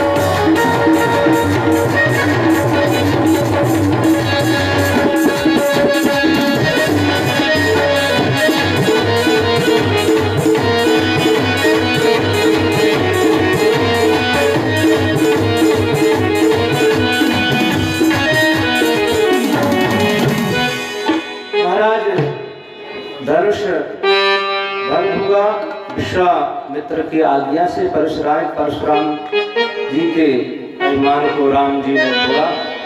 और लखनलाल सहबाला है, बड़े आनंद के साथ सीना तान करके छाती को ऊंचा करके भ्रमण कर रहे हैं। मिथिलानियों ने कहा बस बस बस, ज्यादा सीना तानने की जरूरत नहीं है, हमको सारी पोर पट्टी तुम्हारी पता है। क्या पता है? बोले अभी तुम्हारी कुंडली खोलने लगेगा तो सब धरा का धरा रह जाएगा। क्या? बोले हम सब कुछ जानेंगे। क्या जानते हैं? पता है हमको तुम लोगों को कैसे जन्म हुए हैं, तुम्हारे माता पिता कौन है, तुम्हारे जन्म कैसे हुए, कैसे हुए बताओ। तब मिथिलानियां कहती क्या कहती हैं? ना धीर से होते ना रणवीर से होते, ना धीर से होते ना रणवीर से होते, अवधपुरी में लड़का पैदा वीर से होते, अवधपुरी में लड़का पैदा वीर से होते, अवधपुरी में लड़का पैदा वीर से होते, अवधपुरी में लड़का पैदा वीर से होते। बस बस बस बस, क्या हुआ? बोले बस इतना ही जानते, हम भी तुम्हारे विषय में हम भी जानते। क्या जानते हैं आप? बोले बताएं। बोले बताओ। ना धीर से होती ना रणवीर से होती, ना धीर से होती ना रणवीर से होती, जनकपुरी में बिटिया धरती फोड़ के होती, जनकपुरी में बिटिया धरती फोड़ के होती, जनकपुरी में बिटिया धरती फोड़ के होती, जनकपुरी में बिटिया लखनलाल का जलवा अलग ही, सहबाला का बारात का जलवा अलग ही होता है। धान कूटे कलाई में कंगन बधा, गांठ चूनर पीतांबर से जोड़ी गई, सारी सरहज की गारी सुने चाव से, गाल सिलवन सिकाए सिया के लिए। जानकी जी के लिए राम भगवान ने एक तेज तर्राट सरहा जाई और गरम गरम लोढ़ा लेकर के राम जी के गाल में चिपका दिया।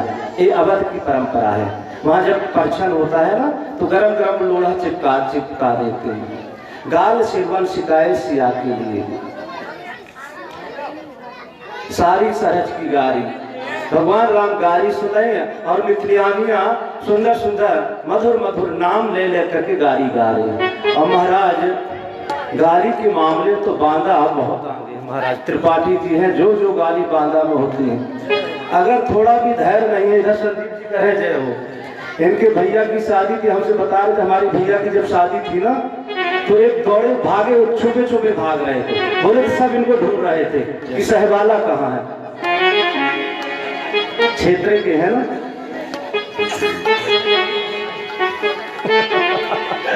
संदीप जी कह रहे थे हम छुपे छुपे भाग रहे थे कि हमको कहीं ऐसी ऐसी गाली दे रहे थे कि लोग मंडप से भाग जा रहे थे। और दूसरे की बात क्या करें महाराज, इनके यहाँ की गाली बांधा की गाली, जो गाली, जैसे अर्ची चर्चा राय उसे पंडित बरबार आए, जैसे उले के ऐसे पंडित के तो का राम रमैया काटे, तो का काली मैया काटे, तो का काटे करिवानान खवैया सारा मारी न गया, तो का काटे करिवानान।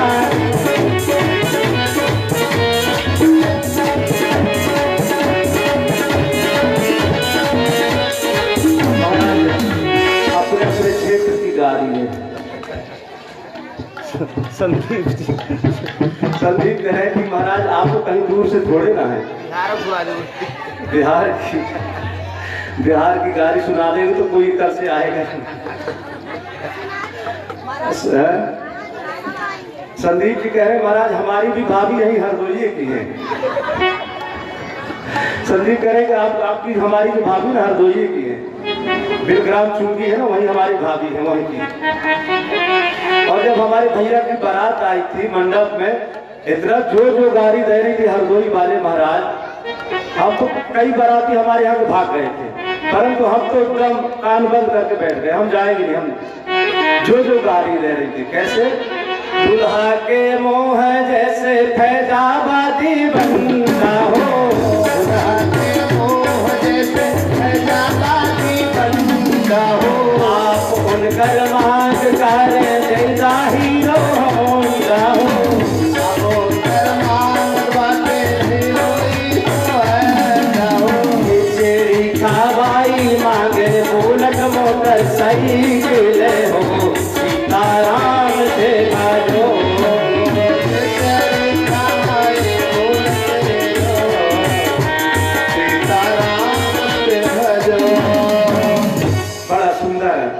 आयोजन हुआ, भविष्य हुआ, विवाह हुए और बहुत लंबी कथा है। महाराज हम तो जन्मोत्सव पहले ही मना देते, परंतु हमारे ऊपर हमारे पीछे भी कोई लगाए। अगर मान लीजिए हम जन्मोत्सव दिन में ही मना देते तो क्या होता पता है? हमसे कोई कुछ नहीं कहता। लोग कहते कि भगवान का जन्म 12 बजे रात में हुआ था, हमने दिन में मना दिया। दिन में मना देते तो महाराज हमारे जो आचार्य जी है ना, आचार्य जी को सीताराम जी जाकर के कहते कैसे व्यास को आपने बुला दिया, भगवान का जन्म रात में 12 बजे हुआ था, इन्होंने दिन में मना दिया। अब आचार्य जी हमारे शुक्ला जी हमसे उनसे तो कुछ नहीं कहते, हमसे आकर के डंडा डालते कि महाराज आपने तो नाक ही कटवा दी हमारी।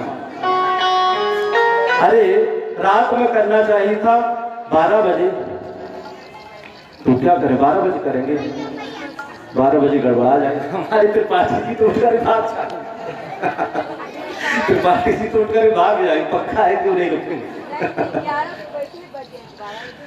12 बज जाएगा, त्रिपाठी जी रुकेंगे भाग जाएंगे तुरंत, हमको पता है।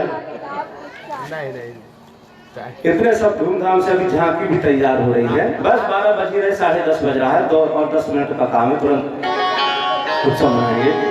थोड़ा राम जी की कथा है ना, सीताराम जी की कथा है ना, तो थोड़ा सा ठहर जाते हैं। बड़े धूमधाम से बारात आई। महाराज दशरथ को जाकर के पत्र लेकर के पत्रवाह गया। महाराज ने कहा क्या है?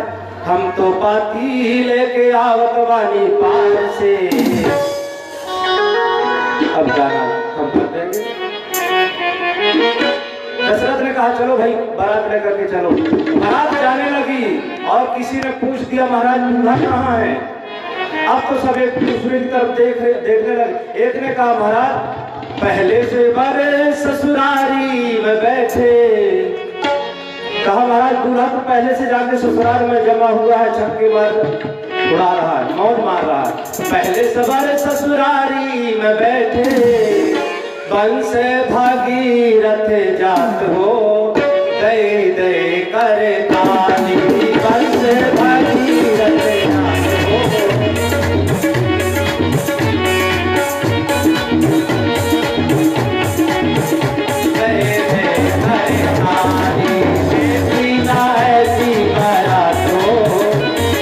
रघुवर तुम्हारी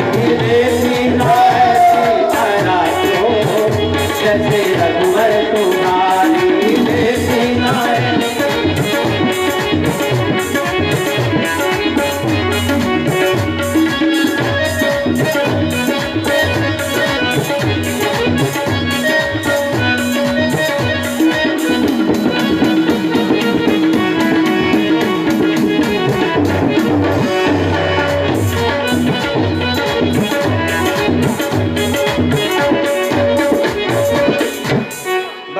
से विवाह हुआ और चारों भाइयों का विवाह हुआ। कई दिन तक विवाह बारात रुकी। विदा तो कोई करना नहीं चाहता था। माता सुनैना माता सुनैना जानकी को तैयार कर रहे हैं और कलेवा तैयार कर रही है जाने के लिए। माता सुनैना के नेत्रों से आंसुओं की धार बह रही है, क्योंकि सुबह मेरी प्रातः काल में मेरी बिटिया की विदाई हो जाएगी। माता सुनैना कहती भोरे भोरे माई सुनैना, भोरे भोरे माई सुनैना, सिया का जगावे, सिया का जगावे, हो बेटी उठाओ तुम हाथ धो, कलवा आकर ले धोना, बेटी उठाओ तुम हाथ धो, कलवा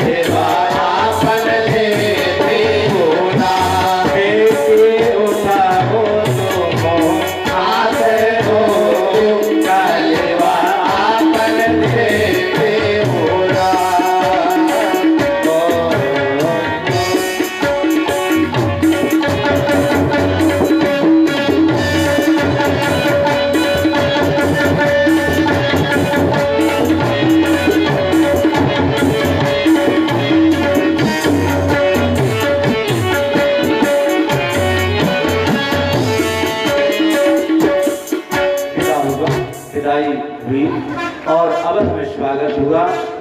और अब भगवान को यही विराजमान रहने देते हैं जानकी जी के साथ में। अब वनवास के लिए नहीं भेजेंगे, रात्रि का समय है, रात्रि में वनवास नहीं देंगे। और इसके बाद फिर भगवान राम को ही प्रणाम करते बोले राजा रामचंद्र भगवान के जय। सीता राम जी की प्यारी राजधानी लागे, राजधानी लागे, मोहे मीठो मीठो सरयू जी को पानी लागे। सीता राम जी की प्यारी राजधानी लागे, राजधानी लागे, मोहे मीठो मीठो सरयू जी को पानी लागे। सीता राम जी की प्यारी राजधानी लागे, राजधानी लागे, मोहे मीठो मीठो सरयू जी को पानी लागे। मोहे मीठो मीठो सरयू जी पानी लागे। सीता राम जी की प्यारी राजधानी लागे, राजधानी लागे, मोहे मीठो मीठो पानी लागे।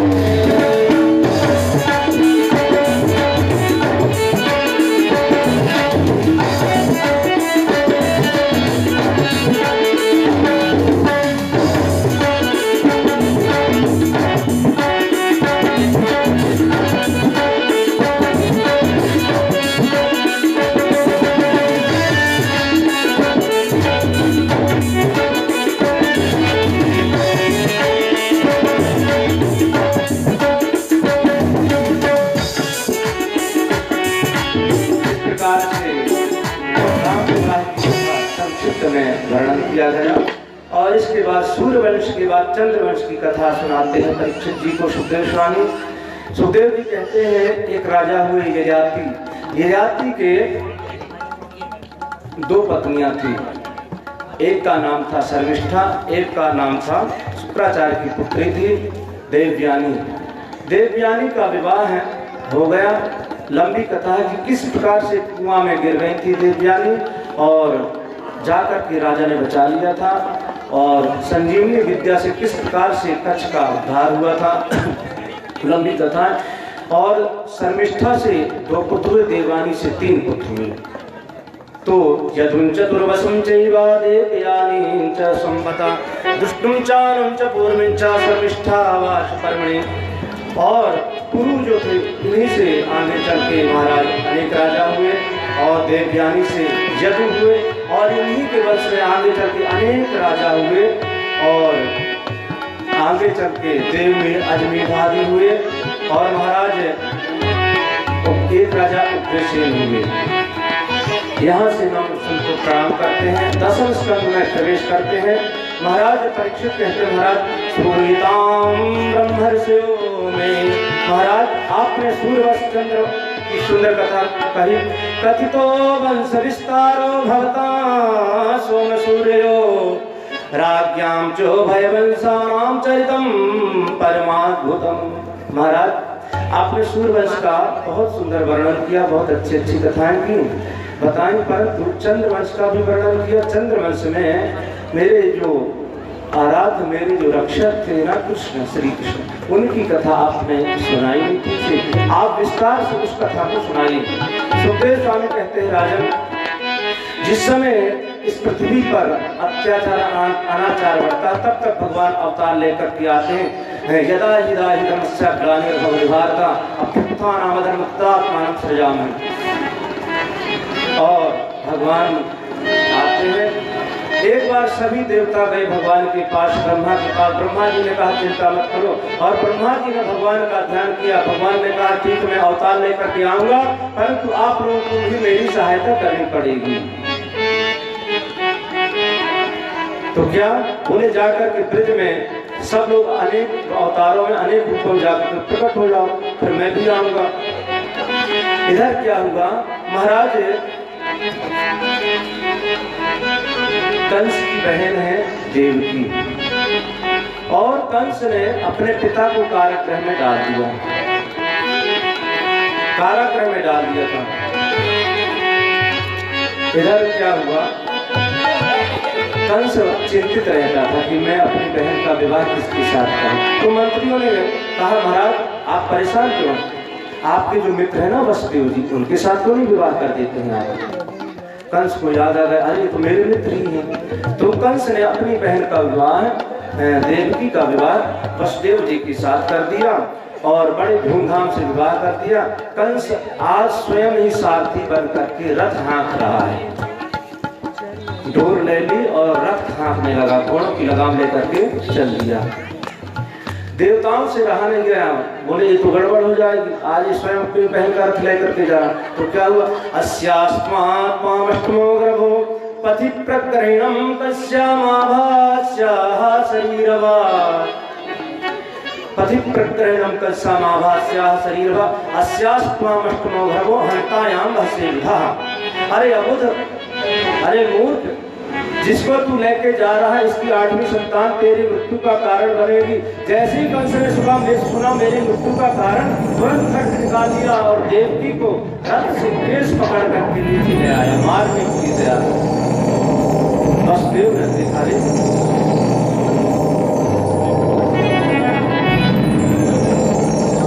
वसुदेव तुरंत सामने आ गए, बोले महाराज ये क्या कर रहे हैं, आप जरा देखिए ये आपकी बहन है, अभी इसके वैवाहिक चिन्ह भी नहीं मिटे हैं, आप इसको मार रहे हैं।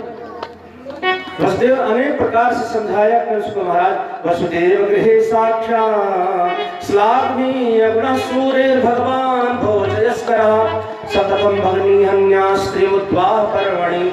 आपको स्त्री वध का दोष पाप लगेगा राजन, और मृत्यु से कहां तक बचेंगे। मृत्यु जन्म अवताम वीरा देहे न सह जाए, देह न सह जाए। जिस जब व्यक्ति जन्म लेता है तो मृत्यु भी साथ में आ जाती है, छाया की तरह मृत्यु भी पीछे पीछे चलती है। कब तक मृत्यु से बचोगे। साम दाम दंड भेद अनेक प्रकार की नीतियों का उपयोग किया महाराज वसुदेव ने। देखा कंस मानने वाला नहीं, कंस से कह दिया महाराज अगर आपको मेरे बालकों से भय है ना, तो मैं आपको वचन देता हूँ कि मेरे जो भी बालक को मैं आपको समर्पित कर दूंगा। कंस ने कहा ठीक है, परंतु तो आपको मेरे यहाँ रहना पड़ेगा। और कारागृह में कंस ने ला करके वसुदेव और देवकी को डाल दिया। समय आया, धीरे धीरे कीर्तवंदम प्रथम पहले बालक का जन्म हुआ। जैसे ही रुदन करने लगा जाकर किसी ने बता दिया, और वसुदेव जी धीरे से लेकर के गए और सौंप दे दिया। कंस ने फिर इसके पापों का घड़ा भरेगा कैसे। नारद जी आए, नारद जी को प्रणाम किया, क्या हुआ, बोले मैंने छोड़ दिया है वसुदेव को पहले वाला को। अच्छा, बहुत धार्मिक हो गए हो राजन। कंस ने कहा मुझे उससे भय नहीं है ना, इसलिए मैंने छोड़ दिया। आपने कैसे समझ लिया कि वही उससे भय नहीं है। और नारद जी ने ऐसा भ्रमित कर दिया कंस को कि 8 लकीर खींच दी, 8 लाइन खींच दी, लकीर खींच दी, कभी इधर से गिर रहा है 8वीं, कभी इधर से गिर रहा है 8वीं। और कंस भ्रमित हो गया, बोले यही तुम्हारा काल हो सकता। कंस दौड़ करके गया, उठा करके चट्टान पर पटक दिया, उसका नमूना रहा। इस प्रकार से करते करते 6 बालकों को मार दिया। योग माया को आदेश दिया, कहा जाकर के जो देवकी के घर में 7वीं संतान उसको ले जाकर के रोहिणी के हाथ छोड़ दो तुम।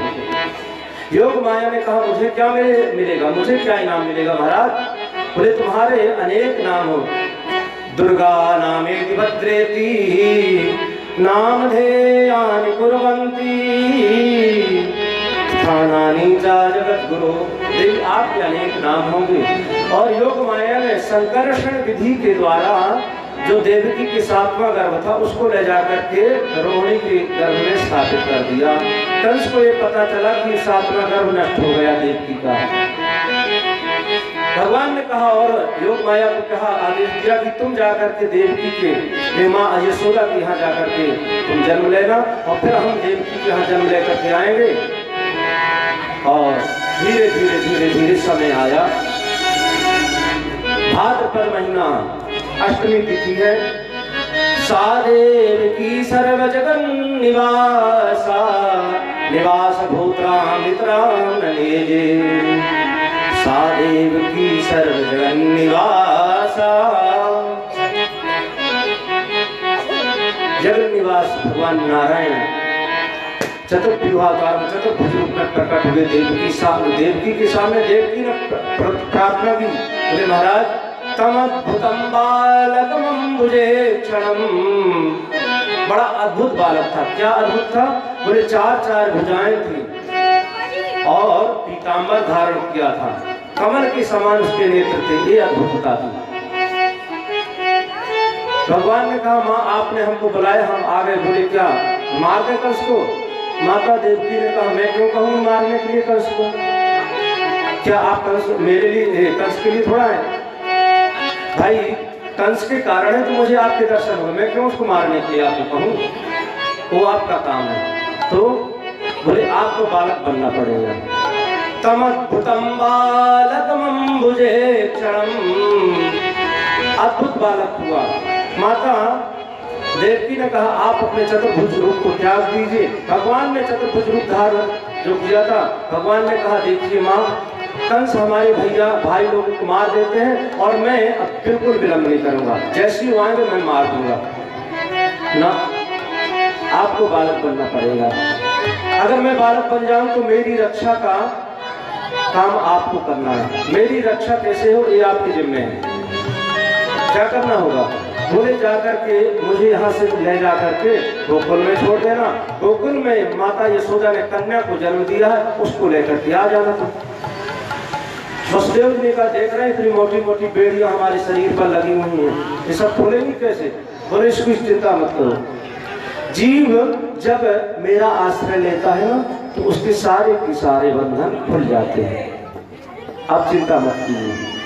और देखते देखते देवताओं ने आकर की स्तुति की। भगवान गर्भ में आ गए, माता देवकी के गर्भ में आ गए। देवताओं ने स्तुति की, स्वागतम कृष्णा स्वागतम कृष्णा। और स्वागत करके देवता लोग वहां से प्रस्थान कर गए। और इसके बाद समय आया भाद्रपद महीना और कृष्ण पक्ष अष्टमी तिथि, रोहिणी नक्षत्र, बुधवार। अथ सर्वगुणोपेता कालः परम शोभनः। परम शोभन काल आ गया। भवो वायु स्पर्शा पुण्यगंधा वह सुजी। मंद मंद वायु चलने लगी और जगर रंग सागर और मंद मंद बारिश होने लगी। धीरे धीरे मेघ छा गए, काले काले मेघ आकर के छा गए। भगवान के स्वागत में मानो चंद्रमा बार बार मेघों से निकल के आते हैं, चंद्रमा दर्शन करने के लिए। और सादेव की सर्व जगन निवास भूताम नितराम नरे। और देखते देखते देखते छोटा सा बालक का जन्म। बोली बाल कृष्ण लाल की जय हो। बालक ने रोना प्रारंभ कर दिया और जैसे बालक ने रोना प्रारंभ कर दिया और जैसे रोना प्रारंभ किया तो जो द्वारपाल थे सारे के सारे द्वारपाल सो गए और बेड़ियां खुल गई महाराज वसुदेव जी की। एक सूप पड़ा था वहीं पर। क्या बात है। बाल कृष्ण लाल की जय हो, कन्हैया लाल की जय हो। नंद घरा नंद भयो जय कन्हैया लाल की। नंद घरा नंद भयो जय कन्हैया लाल की। नंद घरा नंद भयो जय कन्हैया लाल की। जय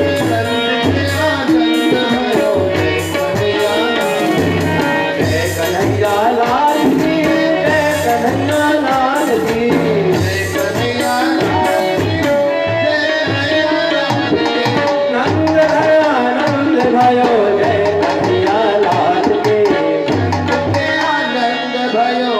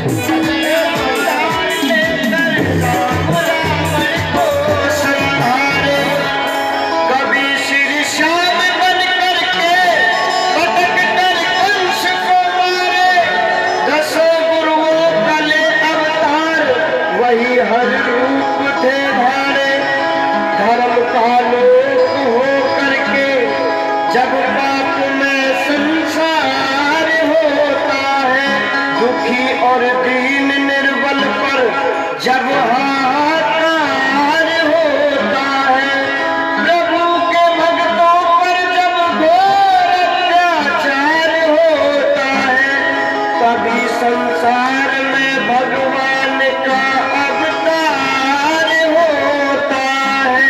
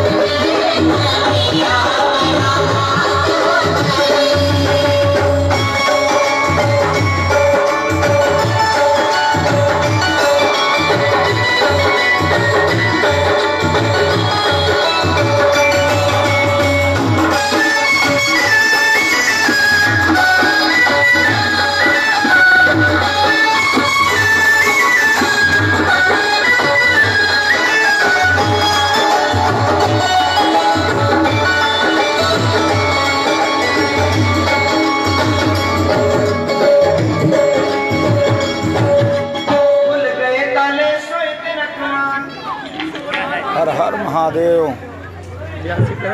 कुछ बधाई